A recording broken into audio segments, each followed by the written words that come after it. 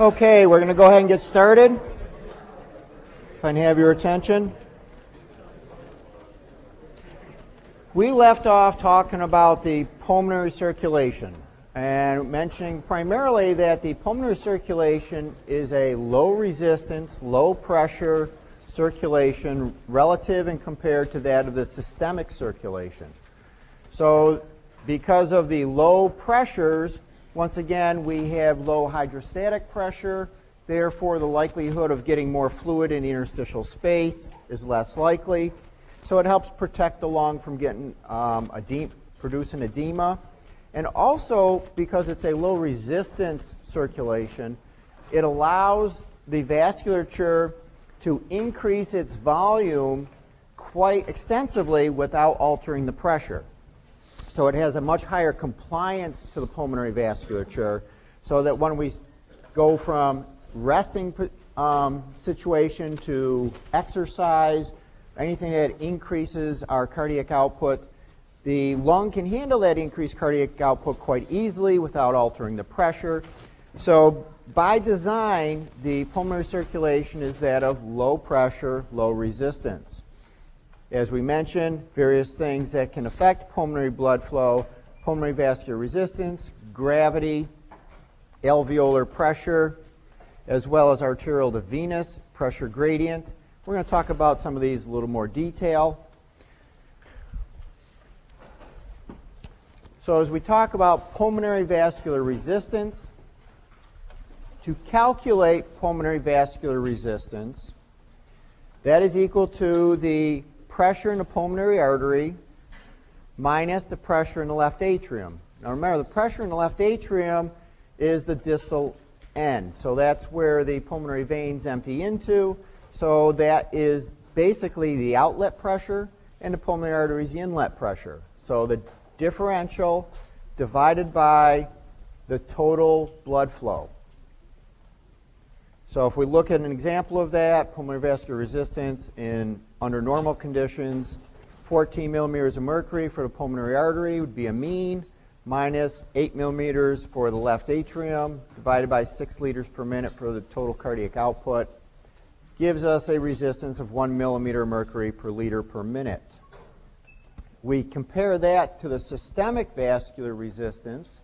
You can see that that is 10 to 15 times higher than that of the pulmonary circulation. So the systemic circulation has a much higher resistance, primarily due to the fact that it actually has a larger amount of vascular smooth muscle cells surrounding the circulation, the arterial circulation, and it's more constricted. However, as we increase cardiac output, we also increase pressure in the systemic circulation proportionately much more than we do in the pulmonary circulation, because it does not have the capacity to dilate without altering pressure like the pulmonary circulation does. So as we increase pulmonary blood flow, primarily as we mentioned through exercise, we recruit those pulmonary capillaries, does not raise the pressure, and they can easily increase their diameter with little rise in pressure compared to systemic capillaries. So make sure you have a rough idea of what this comparison is between the pulmonary circulation and the systemic circulation as far as resistance goes. We've already talked about the differential volumes in the lung and the effects of gravity on the pleural pressure. So as we know, the gravity pulls more of the pleural pressure down here. It actually decreases the negative pressure or increases the negative pressure at the apex. But the important thing here is that during exercise, we recruit and increase the diameter of the vasculature. So as we increase cardiac output, as you can see here, this is typically gravity dependent, but as we increase cardiac output, we now increase the blood flow, and these are all more uniform. So ultimately, in the end, we get a more uniform inflation throughout the lung, and with that, we also get an improvement in ventilation because we alter the perfusion, we increase our ventilation. But typically, this diagram, as we mentioned before, is what you would see at rest. So here you can see the gravity dependence, the airway resistance dependence. So we have an increase or a higher blood flow at the base as well as a higher ventilation at the base for the reasons that we talked about as far as ventilation goes earlier. But the perfusion is also higher, but that is purely gravity that works in that case. So keep in mind that at the base of the lung, ventilation and perfusion are higher. However, the VQ ratio is much lower at the base of the lung. And that's just because blood flow is unproportional to ventilation or higher than ventilation relative to the apex, where the ventilation exceeds our perfusion. So make sure you understand this relationship and how that all normalizes as we recruit the lung. This here just gives the same idea, a little different perspective of talking about the apex and the base in reference to the pressures of the alveoli and the capillary beds. You can see that in zone 1 or at the apex, alveolar pressure exceeds arterial pressure, therefore that also kind of impinges upon here. Remember when we talked about the alveoli, that the alveoli are at a higher basal volume. That higher volume impinges upon the vasculature and creates a resistance. So we have a higher alveolar pressure, which is greater than arterial pressure, hence diminishes perfusion. And also we have low ventilation because we start with a high volume. Therefore, we have a higher or a lower compliance, therefore a lower airflow into the apex alveoli. So keep in mind why the alveoli are more inflated, as well as why the blood flow is diminished. And as we go toward the base of the lung, so what happens is these pressure differentials start to change a little because now arterial pressure is greater than alveolar, but alveolar is still greater than venous pressure, venous capillary pressure. So we still get an impingement upon here as, you know, more distal in the capillary bed, but nonetheless a little more resistance. And as we get to the base of the lung, now we have arterial pressure is much higher due to gravity, and the venous pressure is also higher than alveolar pressure because now alveolar pressure is decreased once again because of the changes in gravity, the alteration of the pleural pressure. It is it's higher or less negative. Okay, so it's less negative, therefore it doesn't pull open the airspace as readily. And this here just summarizes the things that we've talked about previously, and once again relaying the fact that if we have a blockage of the airway, this can create a physiologic shunt such that if there's by definition of a shunt, that's blood flow that is not exposed to gas exchange, and therefore if we have no airflow into a section of the lung and there is blood flow, that will be considered a shunt. And if we look at the VQ ratio, that actually comes out to be 0 due to the low ventilation, in other words, 0 ventilation.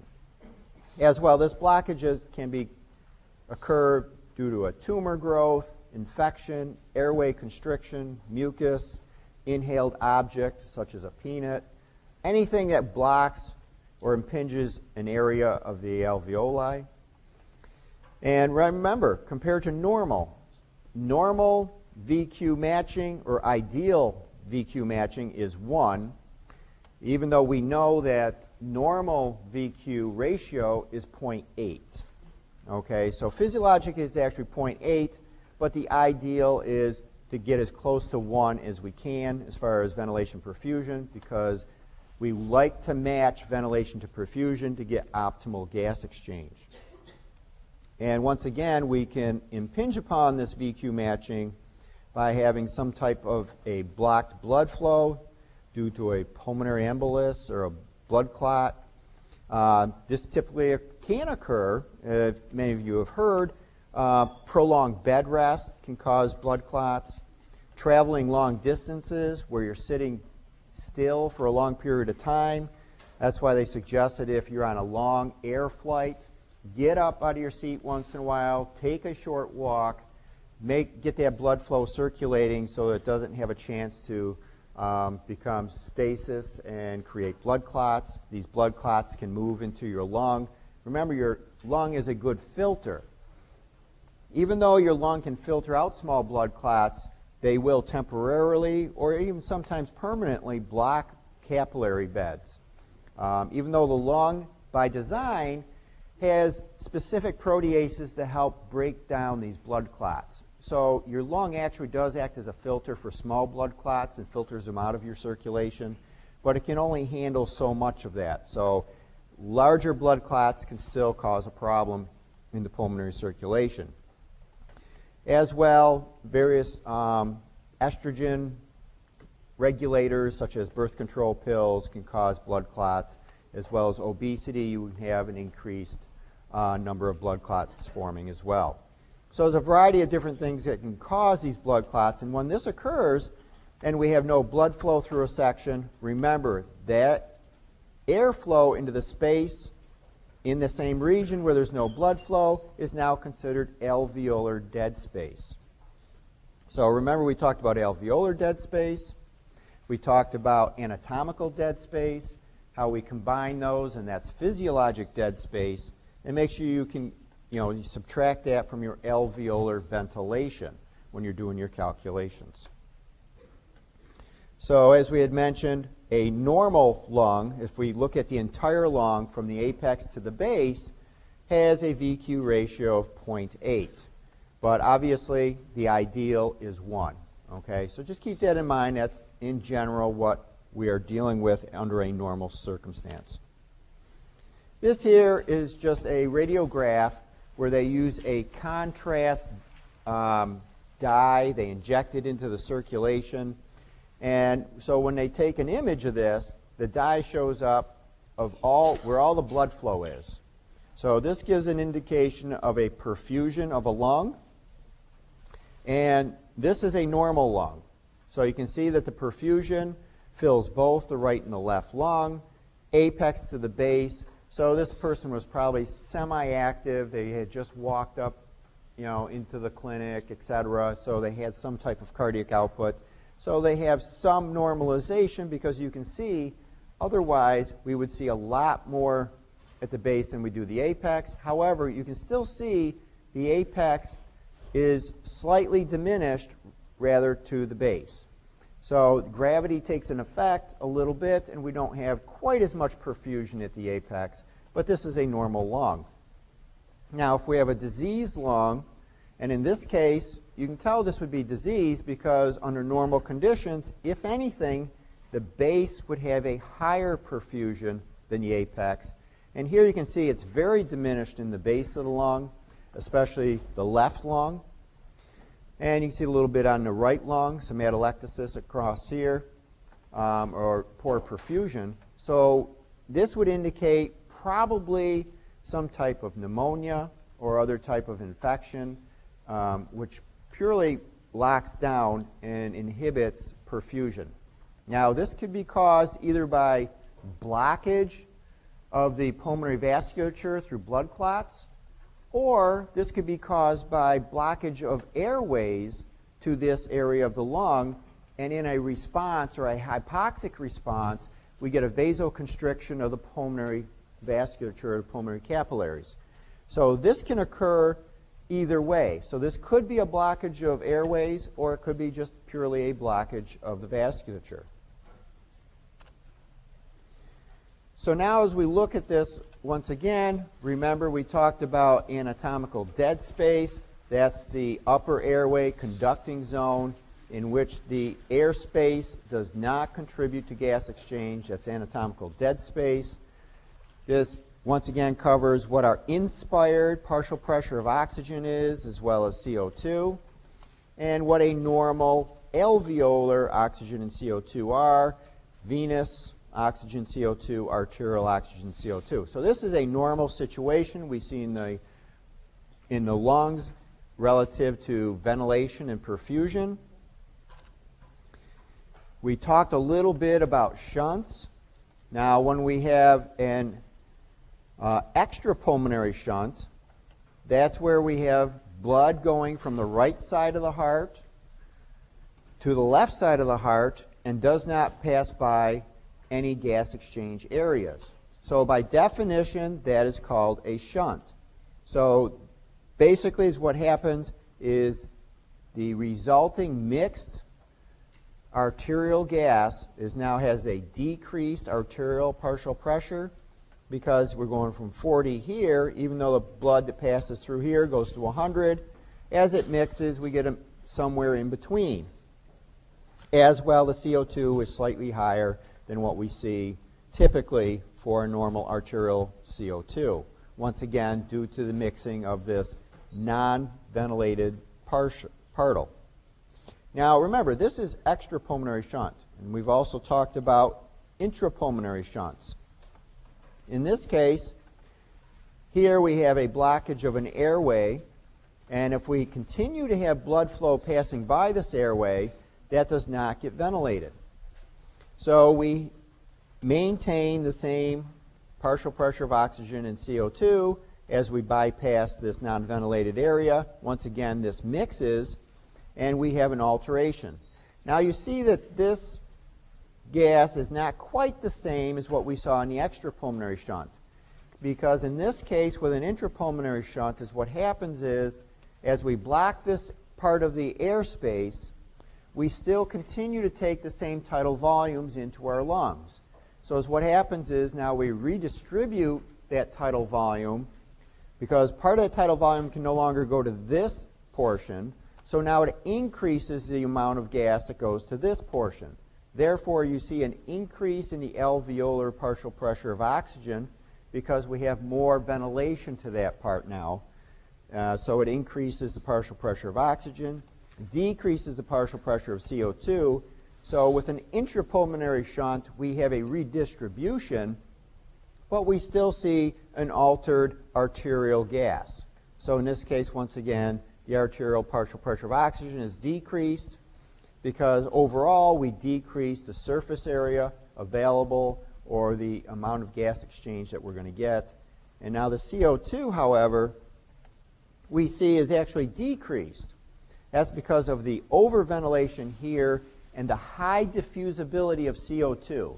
CO2 diffuses so quickly that it will rapidly come to equilibrium here. So here we have such a decrease, even though this is increased on the shunt portion.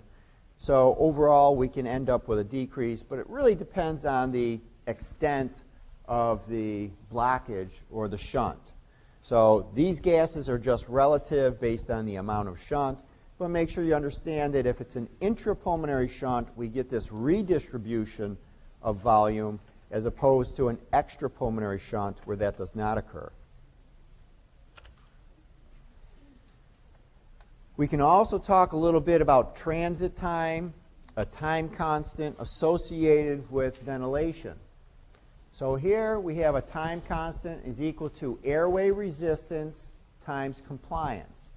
So here we can see that resistance, if we increase resistance, we increase the time constant. If we increase compliance, we increase the time constant. So what that means is alveolar units with long time constants fill and empty slowly. And quite often, not only do they fill and empty slowly, but they may fill incompletely. Thus, an alveolar unit with increased airway resistance and or increased compliance will take longer to fill and empty compared to a normal lung. So in a normal human breathing at a rate of 12 breaths per minute, inspiratory time is 2 seconds, expiratory time is 3 seconds.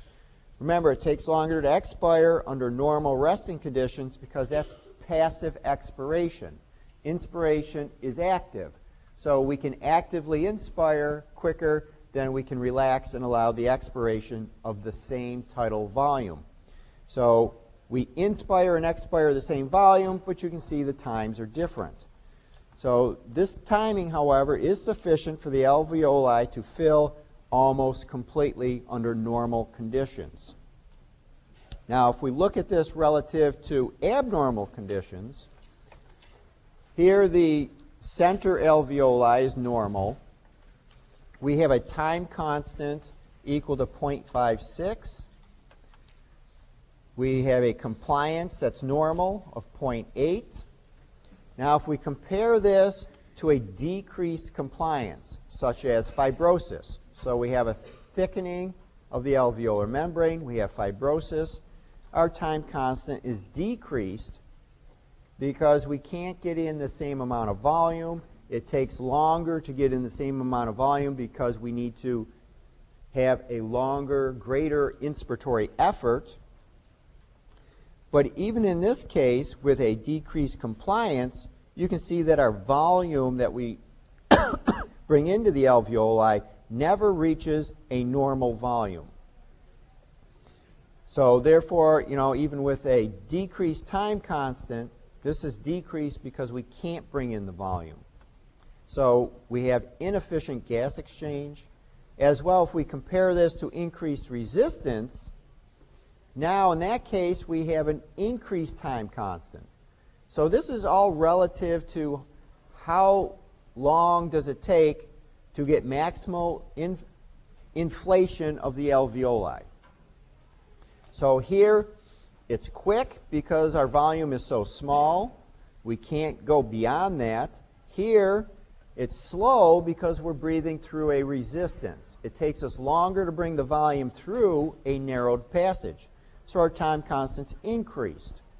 And that's due to an increased resistance. So either way, a decreased time constant or an increased time constant can both be bad in this case. So you got to make sure you do understand the reference of time constant relative to changes in compliance or changes in resistance, as we mentioned. So the time constant is equal to resistance times compliance. A pretty straightforward relationship, but you can see how these can both affected. Even with an increased resistance, we have a greater likelihood of still getting in close to our same volume because there's nothing wrong with the compliance or the inflation of the alveoli. It just takes us longer to get the air into it. So if we look again at alveolar dead space, shunts, and hypoxic pulmonary vasoconstriction. Now the hypoxic pulmonary vasoconstriction that we mentioned earlier, this is once again the way the body responds to alveolar dead space and shunts. So if we have create a shunt, hence that we have no airflow into an area. So if we have no airflow into an area, we have no oxygen. That creates our hypoxic environment. And low oxygen causes vasoconstriction of the arteries, and therefore we correct the shunt or decrease the shunt, move that blood to other parts of the lung that are getting adequate ventilation. So hypoxic pulmonary vasoconstriction goes along with regulating alveolar dead space and shunts when we're referring to that as intrapulmonary. It has no effect on the extrapulmonary shunts. So alveolar dead space, once again, the alveolar ventilation that behaves as if it does not come in contact with blood. Okay, we went over that. Causes of alveolar dead space. Normally, under a normal healthy lung, we have alveolar dead space, and that might occur at the very top of the lung during diastole when blood pressure is not high enough to push blood through the pulmonary capillaries.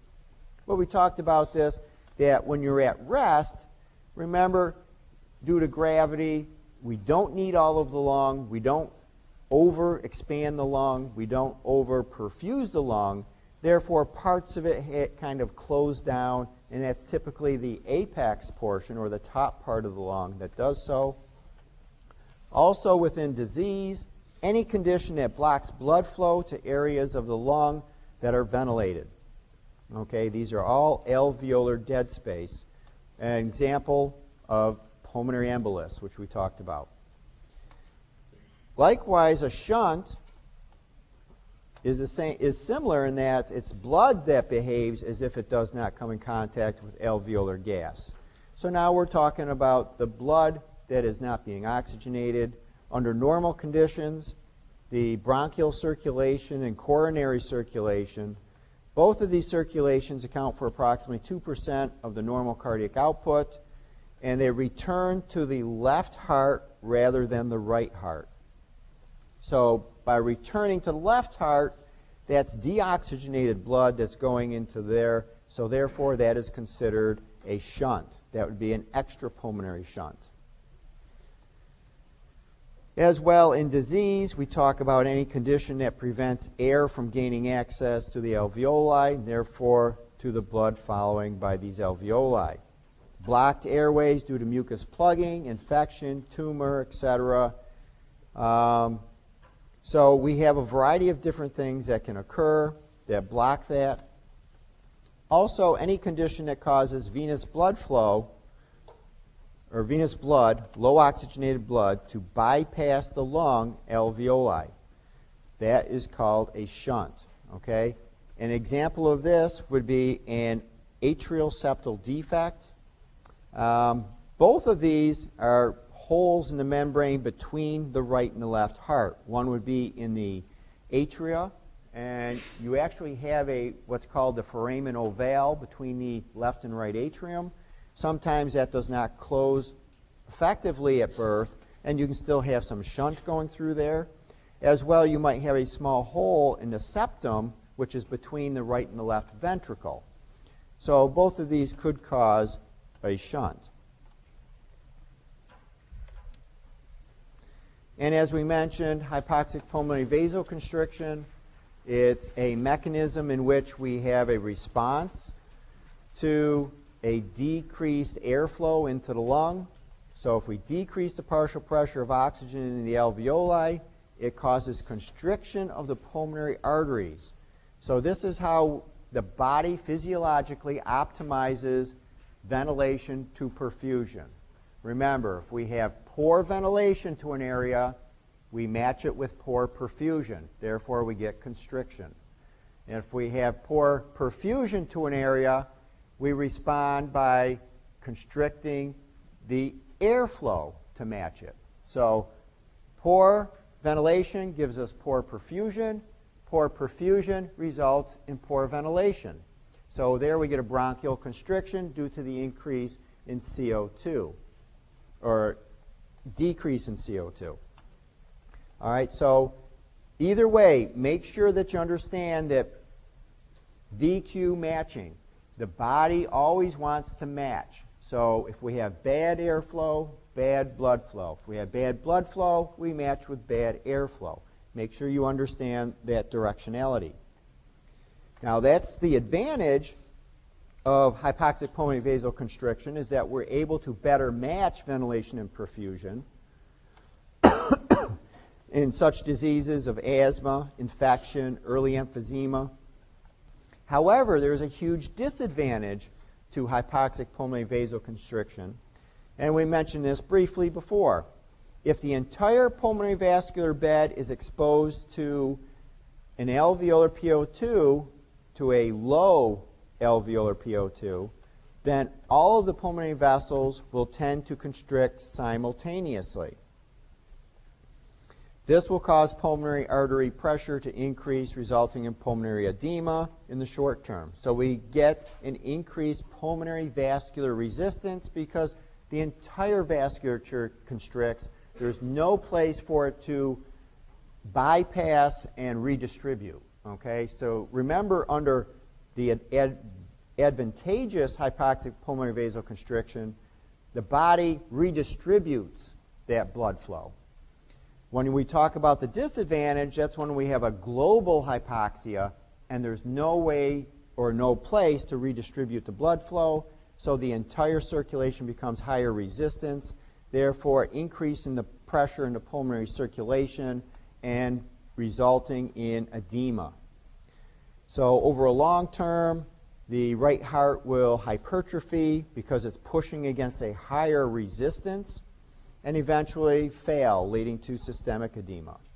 Okay, so we can get right ventricular heart failure as a result of an increased pulmonary vascular resistance, which can occur as well following left ventricular heart failure. So in that case, left ventricular heart failure leads to edema and then right ventricular heart failure. So it's just a downhill spiral when something like that occurs. So once again, when we talked about normal lung, normal conditions, because of the disparity in the perfusion and ventilation at the base of the lung, this can be considered a shunt. Remember, a shunt is blood that bypasses through the lung that does not have adequate ventilation. So here you can see ventilation is lower than perfusion. Therefore, part of this blood flow can be considered a shunt. As well, at the apex of the lung, or the top of the lung, we can consider this area to be partial alveolar dead space because we have less perfusion than we have ventilation. So some of this ventilation is not having adequate perfusion, therefore considered alveolar dead space. And this is under normal conditions at rest. We have a maldistribution of ventilation and perfusion, but once again, that's okay because we don't require that high amount of oxygen diffusion when we're at rest. But as we exercise, we recruit both alveoli and pulmonary capillaries, and we get utilization of the entire lung, and we have a better VQ match throughout the lung. So once again, remember that we talked about hypoxic pulmonary vasoconstriction. If we block part of the airway, poor ventilation, we will get a decrease or a constriction of the arterial circulation.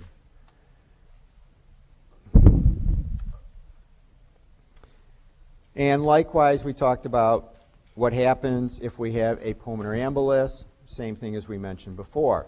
So make sure you understand these relationships relative to VQ matching and what occurs, what's a shunt and what's alveolar dead space.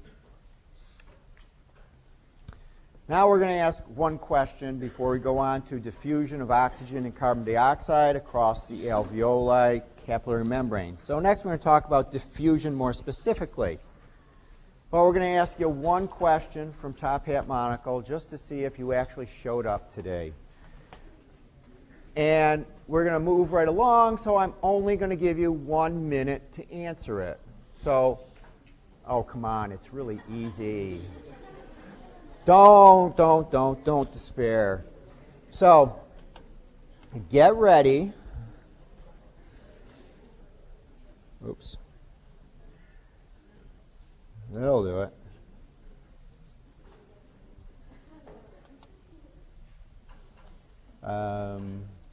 That's not what I wanted. There we go. You know, by the time we're done, I might get the hang of this. All right. Okay. Everybody ready?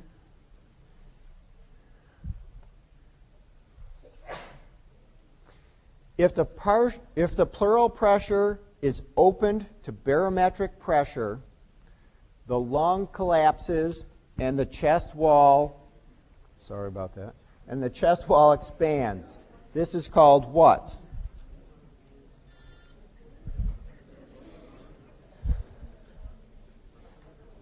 See, now you might get an extra 10 seconds.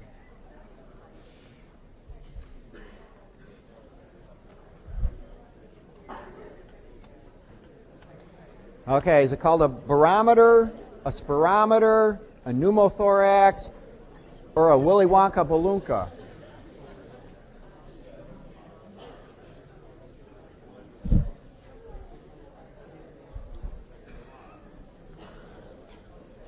Come on, the rest of you, let's get the answers in.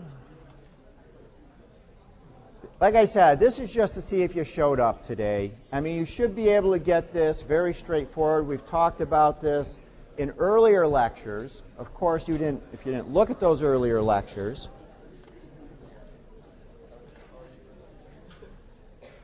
All right, we've already exceeded the 1 minute. Come on.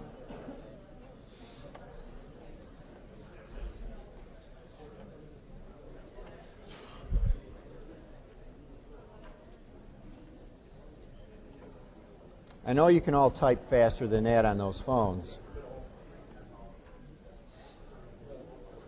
Okay.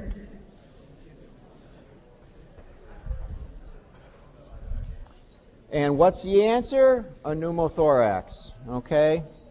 So hopefully, oh, you know, no, wait a minute, who's this? Don't raise your hand, I don't want to know. You know,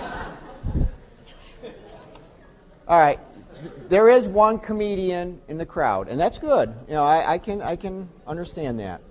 Okay, obviously that's a pneumothorax. We've talked about that extensively. So I don't think we need to explain those answers. So let's continue. Now we're going to talk more about diffusion, more regulation about diffusion of oxygen and CO2 across the alveoli capillary membrane, as well as diffusion across the systemic capillary membrane to the tissues. Now we're going to refer to Fick's law of gas diffusion. Make sure you know what Fick's law is. It's very simple and straightforward. Movement of gas across a barrier is equal to the surface area. Okay, we talked about the surface area of the alveoli. We said it's about the size of a tennis court. It's very large surface area. We mentioned in emphysema, we have a decrease in surface area due to degradation of the alveolar walls. The alveoli become larger, therefore fewer, decreasing surface area. Make sure you know the relationship to surface area, as well as diffusion constant. We haven't talked much about diffusion constant, but only that carbon dioxide diffuses much more rapidly than oxygen. Therefore, we're going to have an equilibrium of diffusion much quicker with CO2 than we will oxygen. And we're going to talk a little bit more about the diffusion constant, but make sure you understand that CO2 diffuses much more quickly than oxygen. And also diffusion is dependent upon the pressure gradient. We talk about partial pressures of the gases, oxygen and CO2, quite extensively. We talk about what atmospheric partial pressure is, how that regulates and controls what our alveolar partial pressure is, and we know that the partial pressure comes to equilibrium between the alveoli and the vasculature. So the greater this driving force, the greater we have diffusion. Okay, now this is all inversely proportional to the thickness of the alveolar wall. And we mentioned before a couple of different instances that can increase the thickness of that wall or distance of diffusion. Okay, so this refers to the thickness or the distance of diffusion. And you can see that here. That can be in fibrosis if we have fibrosis in that interstitial space, in the parenchyma or that interstitial space. So if we have an increased fibrosis, that increases the thickness and distance. As well, we talked about pulmonary edema.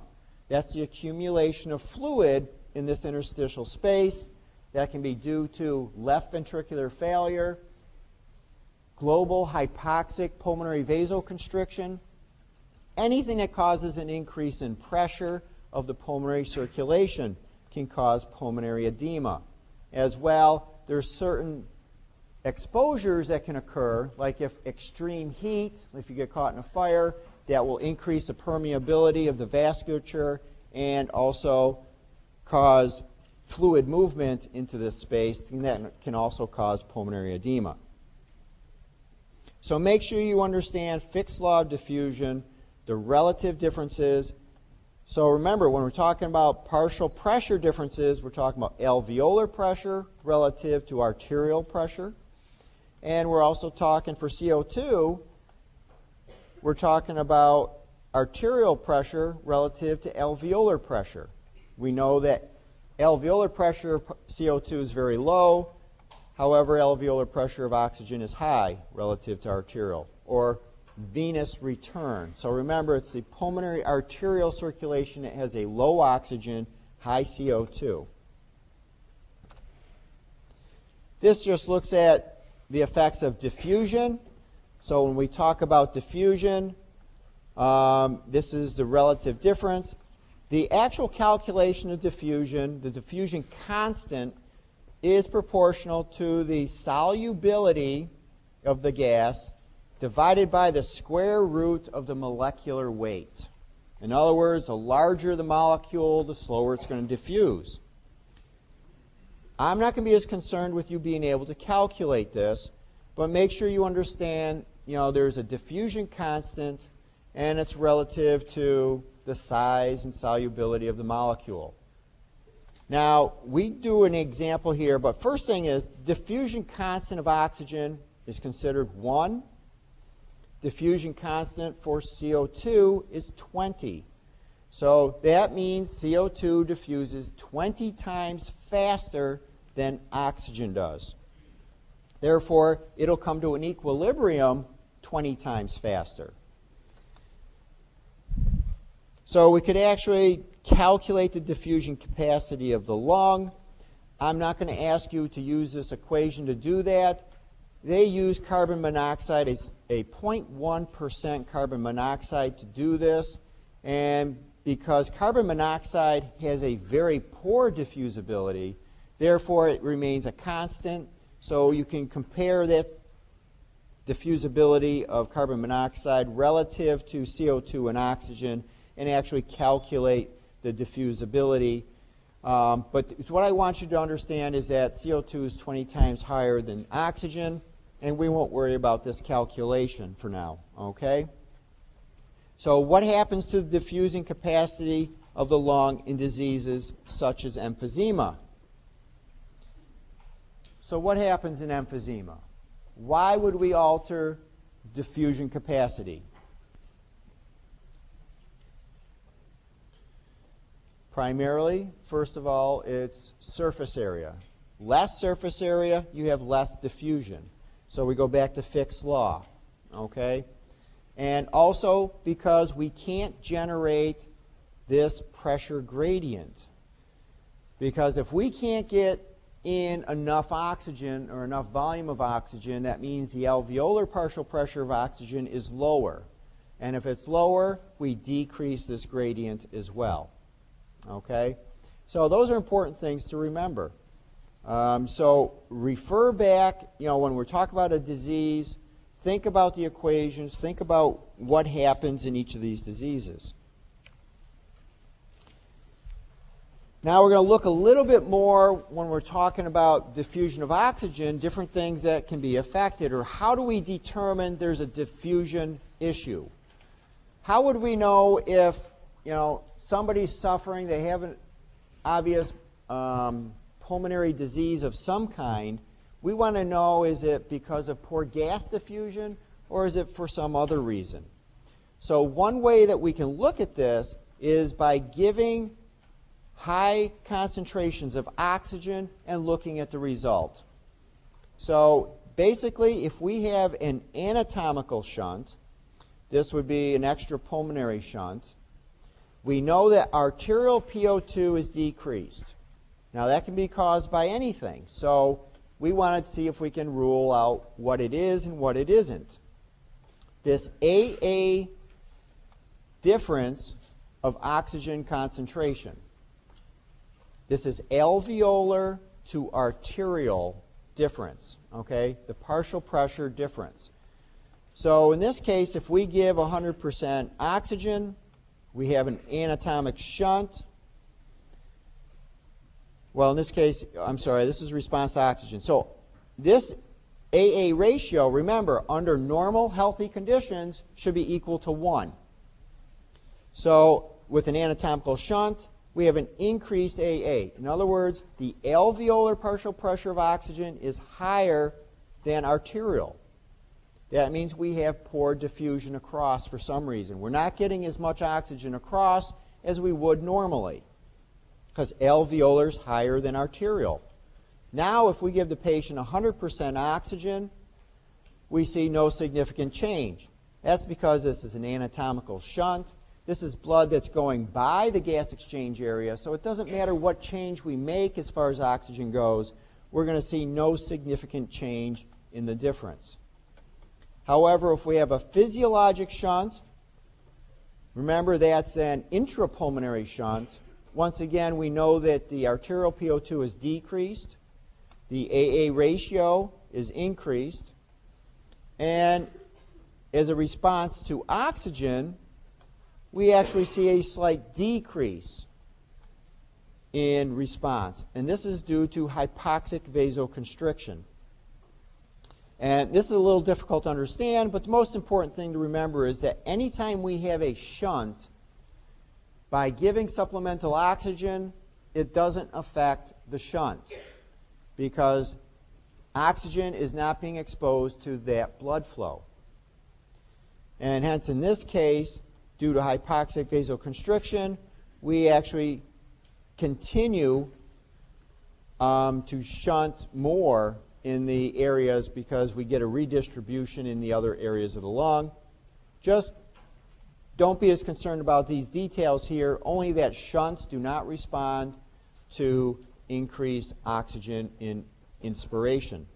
However, if we have a diffusion abnormality, such as fibrosis, once again, arterial PO2 is decreased, the AA ratio is increased,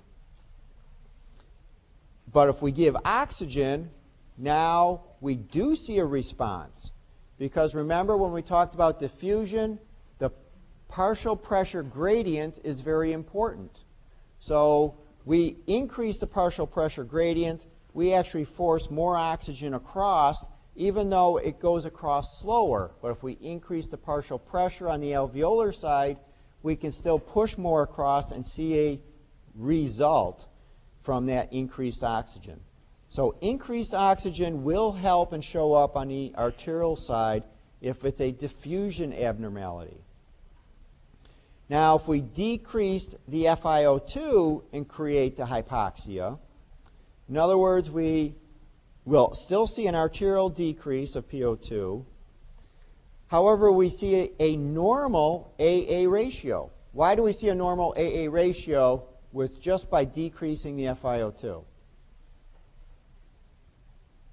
Remember, on a normal lung, the oxygen in the alveoli comes to rapid equilibrium with the arterial oxygen.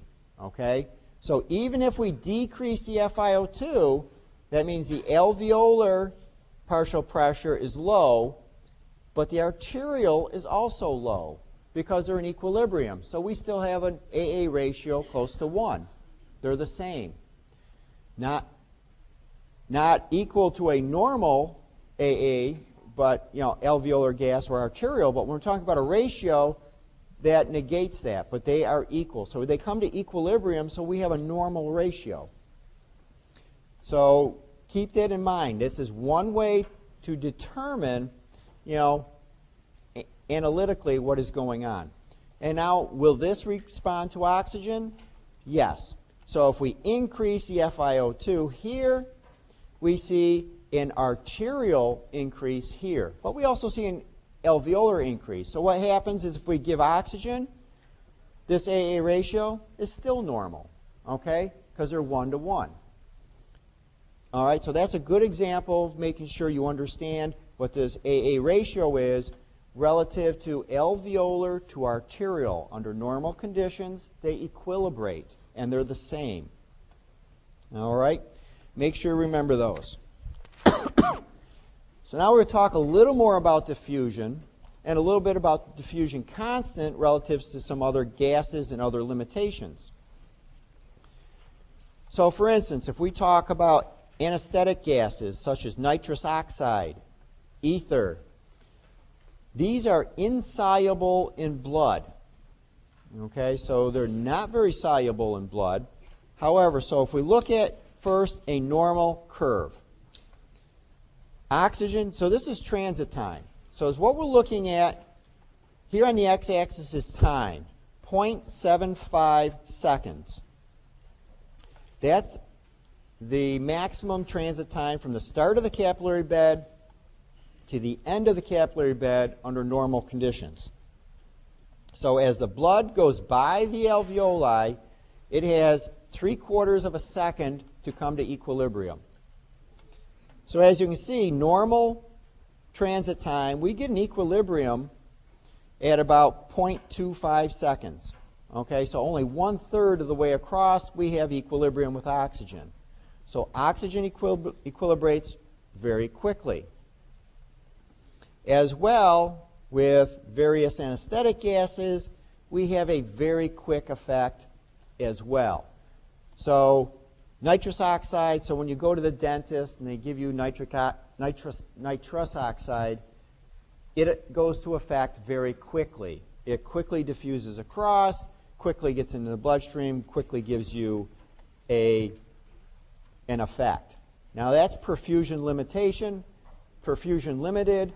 In other words, it's not limited by the gas diffusion, only by the blood flow. Another example here is carbon monoxide. This has a low membrane solubility, but a high blood solubility. Binds to hemoglobin. Okay, so it gets across the membrane very slowly because it doesn't go across, it has a poor membrane solubility. So we get very little carbon monoxide. That's why when we talked about calculating a diffusion constant, they use very small amounts of carbon monoxide because that stays into the lung for a period of time. They use that as a control sample because it does not go across that membrane very well. It's got poor diffusibility. So here you can see it never comes up to a complete equilibrium within this normal transit time. We do get some going across. Also, there's other abnormalities that can occur where we slow down perfusion across. This is where we talk about fibrosis, edema, anything that slows down diffusion of the gas across the membrane. You can see it takes longer for it to get across and to come to equilibrium. Now, depending on the severity of these limitations, we could still reach 100%. We just reach it slower. So how could you test in a patient like this that there's a diffusion limitation, but it still comes to normal? So it doesn't show up on the arterial circulation. What can you do with this patient to see that it is a diffusion issue? How can we alter the transit time? Exercise. So if you exercise, you increase cardiac output, you move the blood faster across, so therefore the transit time is shorter. Therefore, this would show up if you were exercising. So a lot of times, what they'll do is whether they call it a stress test or they do it under, exercise, that helps to bring out things that aren't usually visible under normal resting conditions. So they do that for cardiac issues as well as pulmonary issues. Okay, so that's a way, if we speed this up, now this will be a longer, because our time frame would be back to here. Now you can see how short we are. So if we decrease to 0.5 seconds, now this curve is way short of reaching normal, as opposed to if it was at its 0.75 seconds. Okay, so make sure you understand the limitations here, what these curves look like, and how important this transit time really is. But under normal conditions, we reach equilibrium very quickly, and therefore that's not an issue. Now this is for oxygen. Now if we're talking about CO2, where would this come to an equilibrium? Would it be longer or would it be shorter? Shorter. Because remember, diffusibility is much higher. It would bore much quickly, more like the nitrous oxide. It would reach equilibrium very quickly because it's very membrane soluble and goes across the membrane quickly. Okay, so remember, this is carbon monoxide. Now we're going to talk about carbon monoxide again. Even though carbon monoxide has poor diffusibility, it binds almost irreversibly to hemoglobin. So when it does get across, it accumulates, and it accumulates quickly because it doesn't come back off. And we'll talk about carbon monoxide poisoning in a little bit. So once again, we looked at rest, diffusion. Typically, oxygen diffuses across rapid enough that we have a very quick equilibration. Under abnormal diffusion, such as decreased surface area, increased thickness and fibrosis, or emphysema here, we alter that transit time. And once again, we mentioned in exercise, what happens to the transit time? Okay, transit time decreases when we're talking about exercise. Also, different things that can affect, we talked about emphysema, increase in vascular resistance, decrease capillaries. If we decrease the number of capillaries, we also decrease diffusion, blocked airways, physiologic shunt, hypoxic vasoconstriction. All of these will also decrease diffusion because we don't have the surface area to surface area. Increase in pulmonary vascular resistance and pulmonary arterial pressure. All of these will affect diffusion. Pulmonary edema increases membrane thickness. So a variety of different things can alter this transit time. And make sure you just keep that in mind as we talk about variety of diseases, how it affects diffusion or the transit time. Either way, we decrease the amount of oxygen that we're able to get into the arterial circulation. Now we're going to talk about the transport of oxygen and CO2 in the blood. So as all we're referring now is when we get oxygen into the arterial circulation, how do we get it to the tissues? As well, when the tissues produce CO2 due to respiration, how do we get the CO2 back to the lungs?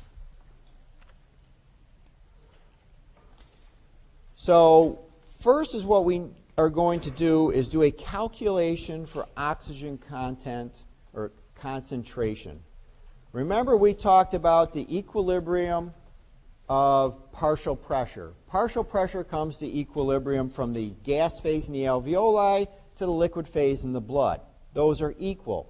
However, when we talk about content or concentration, those do not equilibrate. So oxygen in combination with hemoglobin creates an oxyhemoglobin. Each hemoglobin contains binding sites for 4 oxygens.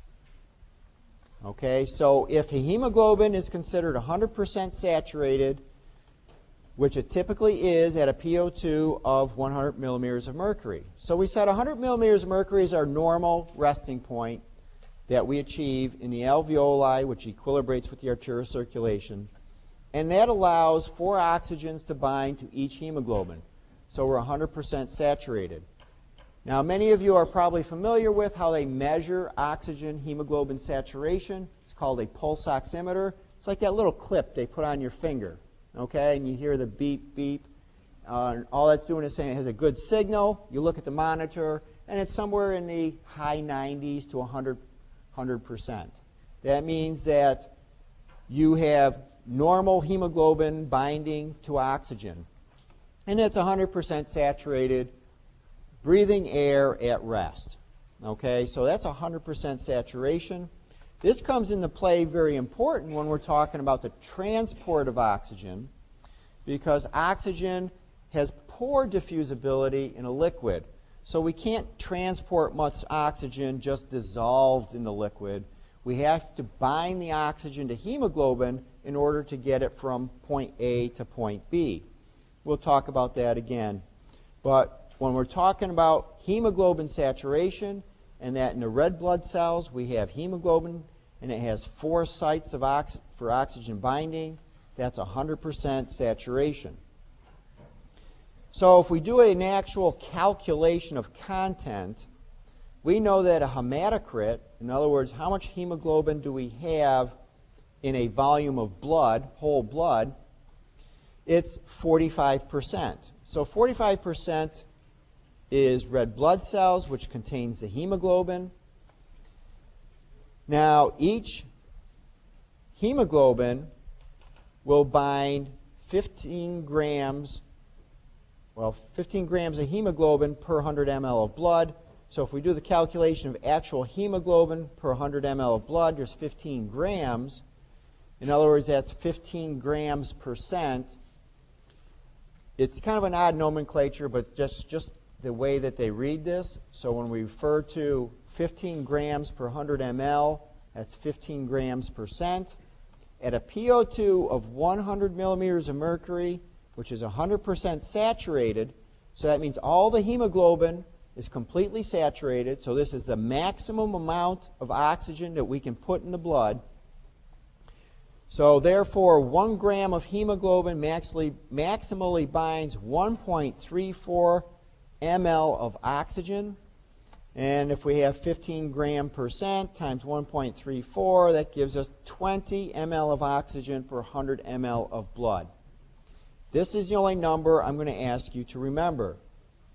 Okay? 20 ml of oxygen per 100 ml of blood under normal conditions.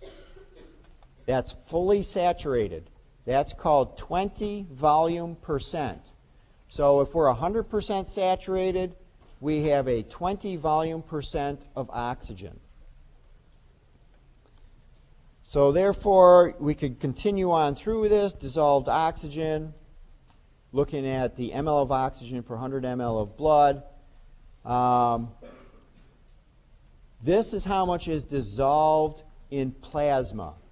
It does not have a very high concentration. So relative to the 20 volume percent that's bound to hemoglobin, we can only get 0.3 volume percent dissolved in the plasma. Okay, so now we're looking at the total concentration in blood. That actually comes out to an addition of both the 20 plus the 0.3.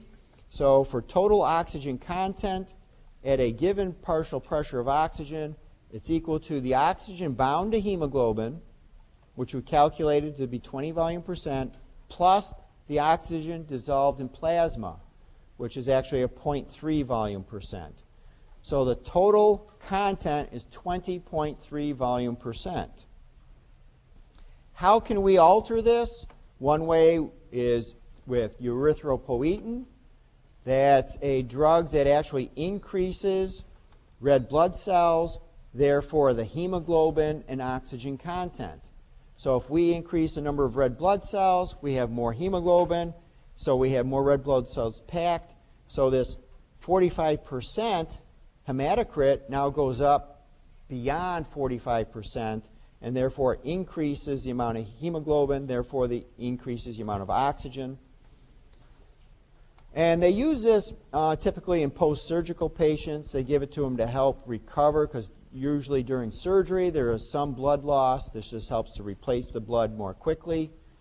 And this is in great reference when we talk about blood doping. We can talk about Lance Armstrong. He was accused of blood doping, and he was accused of using erythropoietin. So if you take erythropoietin, or you take blood from yourself, store it, allow your body to rebuild the blood that you lost, and then before a competition, take those packed red blood cells and give them back to yourself, now you increase the concentration of red blood cells in your bloodstream, therefore you increase the oxygen carrying capacity, so your performance is enhanced. So this is the whole idea behind blood doping, enhancing your performance using erythropoietin or any other blood doping drugs that they use to artificially increase the hemoglobin in your blood. Now, you can do this naturally, which is legal. If you've ever heard, most athletes, big competition athletes, train at altitude.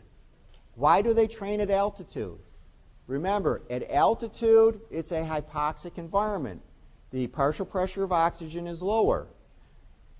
Hypoxic environments increases erythropoietin production in your body. So you will automatically produce more erythropoietin, more red blood cells, increase the hemoglobin concentration. So if you train at altitude, now this takes a matter of many weeks or a couple months to do so, but a lot of athletes will train at altitude prior to major competitions, and this just gives them a slight edge. So when they do that, and then they immediately go to, say, sea level, Mexico City, for instance, if you think about it and you look at the record books, you'll see that many of the world records are broken in Mexico City, because Mexico City is one of the cities where it's the lowest elevation. Okay, so you get more effect from elevation and your effective erythropoietin. So you have a higher partial pressure of oxygen. That, in addition to training at altitude, now combine that, it gives you a slight edge. That's why more world records are broken in Mexico City than they are in Denver. Okay? So it has a slight edge if you want to calculate it out, but that's what blood doping is. So now if we talk more specifically about the transport of oxygen, as we mentioned, oxygen is poorly diffusible or into plasma. Plasma only carries less than 2% of the total oxygen content. Most of the oxygen is bound to hemoglobin, and that carries greater than 98% of the oxygen. So even though the partial pressure in the alveoli is equal to the partial pressure in the blood, concentration of oxygen is much decreased unless it's bound to hemoglobin. So once this oxygen binds to hemoglobin, it no longer counts as this percent here. So as it binds to hemoglobin, more oxygen diffuses in until we have complete saturation of the hemoglobin under normal conditions. This all occurs very quickly. Remember, we looked at the transit time. It occurs within 0.25 seconds. So all the hemoglobin can become saturated. We can end up with another 2% dissolved in the plasma. Now it's transported down to the tissue level, and the same thing occurs here. First, the oxygen diffuses across into the tissues from the plasma, because there's a low concentration of oxygen in the cells because they're consuming it. Therefore, it's low. So the high concentration here diffuses in, and as that occurs, oxygen dissociates from the hemoglobin, comes into the plasma, and then from the plasma into the cells. And this continues until the cells are satisfied with the amount of oxygen that they have, or the transit time is such that now the blood has passed by these tissues and no more oxygen is going to be released. So as we already mentioned, hemoglobin has 4 binding sites for oxygen. Now, normal hemoglobin, adult hemoglobin, has 2 alpha chains and 2 beta chains. When we refer to fetal hemoglobin, that consists of 2 alpha chains and 2 gamma chains. So instead of beta chains, it has gamma chains. These gamma chains bind oxygen differently, or they cause the whole molecule to bind oxygen with a greater affinity. In other words, it binds it tighter or more rapidly takes up oxygen. And we're going to talk more specifically about that as to why that occurs. Primarily, it's because the partial pressure of oxygen in the normal fetal arterial circulation is only about 25 millimeters of mercury relative to an adult who is 100 millimeters of mercury. So because it's a very hypoxic environment in a fetus, it needs to be able to take up oxygen more readily. It does not have the partial pressure differential to help facilitate that. So therefore, the oxygen will bind better to the gamma chains and make this whole hemoglobin molecule more friendly to binding hemoglobin. Now, 70% of all iron found in the body is located in the heme of red blood cells. So these heme groups have an iron in the center. It's very essential. So if somebody's iron deficient, a lot of people who are anemic will take iron pills to help produce more heme, more red blood cells. It's very important for maintaining, for oxygen transport. So once again, this here is looking at in the reverse reaction. Now when we look at the tissue level, so here we're at the tissue level, and actually this is looking at the transport of CO2. So when we talk about CO2, oxygen is pretty straightforward. As it binds to hemoglobin, it's transported, it becomes unbound to hemoglobin as it gets to the cells, gets to a hypoxic environment.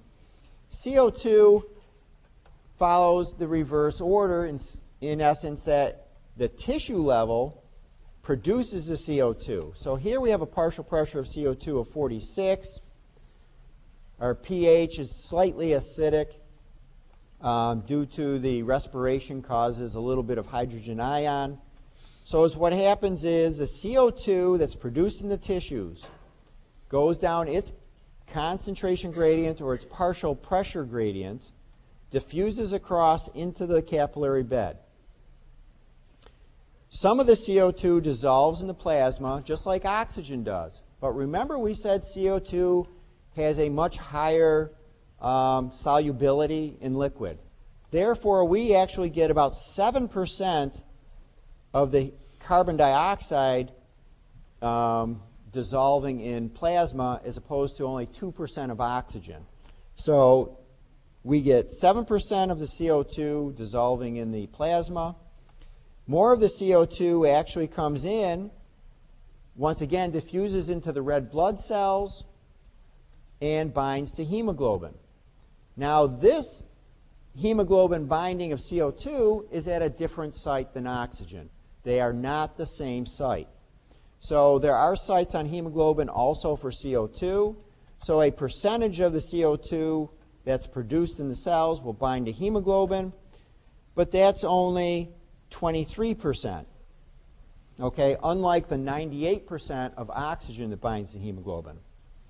The rest of the CO2 also diffuses into the red blood cells, combines with water in the presence of carbonic anhydrase, forms carbonic acid, which immediately dissociates to bicarbonate and a hydrogen ion.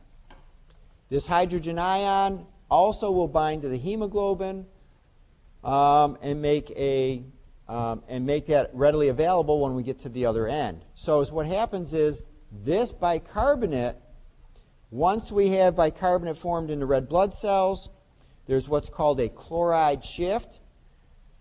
In other words, a chloride ion will come into the red blood cell. The bicarbonate will come out of the red blood cell into the plasma.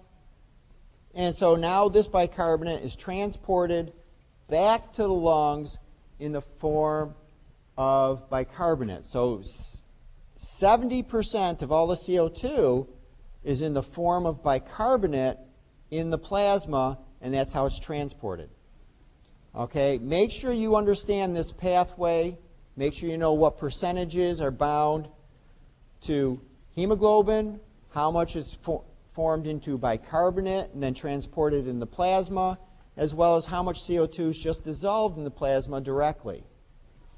Now this bicarbonate is very important. It helps to buffer this slight acidosis that's here, and it helps to maintain a acid-base balance within the circulation. Now, when we get back to the lung, is what happens is the exact reverse reaction. Just like we found in oxygen, as we lose oxygen at the tissue level, we pick it up back at the lung level. In the case of CO2, we pick it up at the tissue level, and then we release it to the lung in the same manner. So when we get back to the lung, this dissolved CO2 will first diffuse into the lung space. As well, once that occurs, the CO2 bound to hemoglobin will come off of the hemoglobin, diffuse back into the plasma, and then that will diffuse into the lung space as well. And also this bicarbonate goes through the exact reverse order.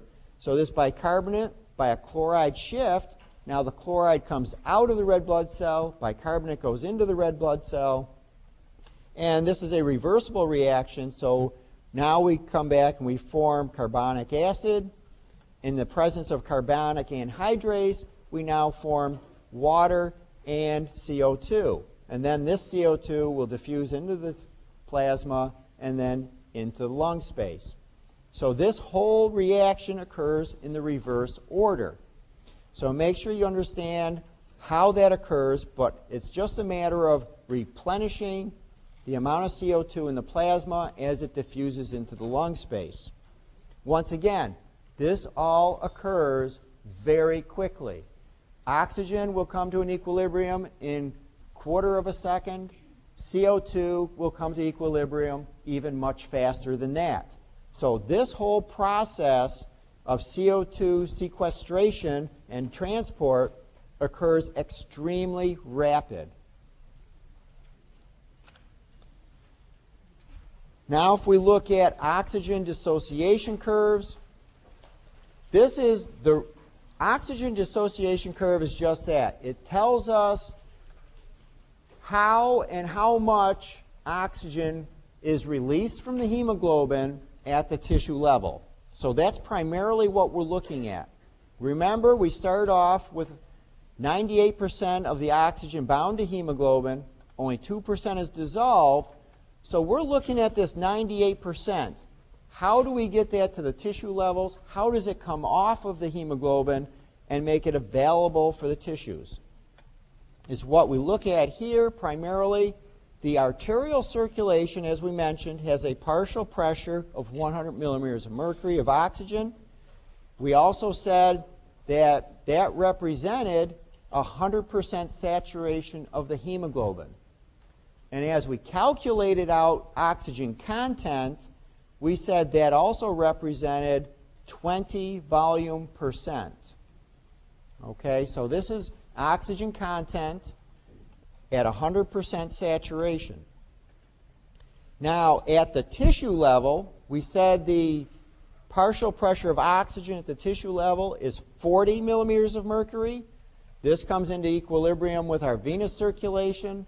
So what does that represent? That represents with a decrease of partial pressure of 60 millimeters of mercury, 100 to 40 is the loss of 60 millimeters of mercury. We come down and we change our concentration to 15 volume percent. What does 15 volume percent represent as a saturation of hemoglobin? Remember, if 20 volume percent is 100% saturated, 100% saturation means the hemoglobin is bound by 4 oxygens. What does 15 volume percent represent? What's the percent saturation first? 75%. Okay, so we now are at 75% saturation. So how many oxygens are bound to the hemoglobin? 3. There's 4 spaces. We're at 75% saturated. So now we have 3 oxygens bound to the hemoglobin. Okay, so 15 volume percent represents a 75% saturation with 3 oxygens bound. So if we started with 4, we're down to 3. We lost 1 oxygen. We gave up 1 oxygen at the tissue level under normal conditions. Okay, so under normal conditions, that's what we have. Now we're going to pick this up next time and go from here, but make sure you start looking at these numbers.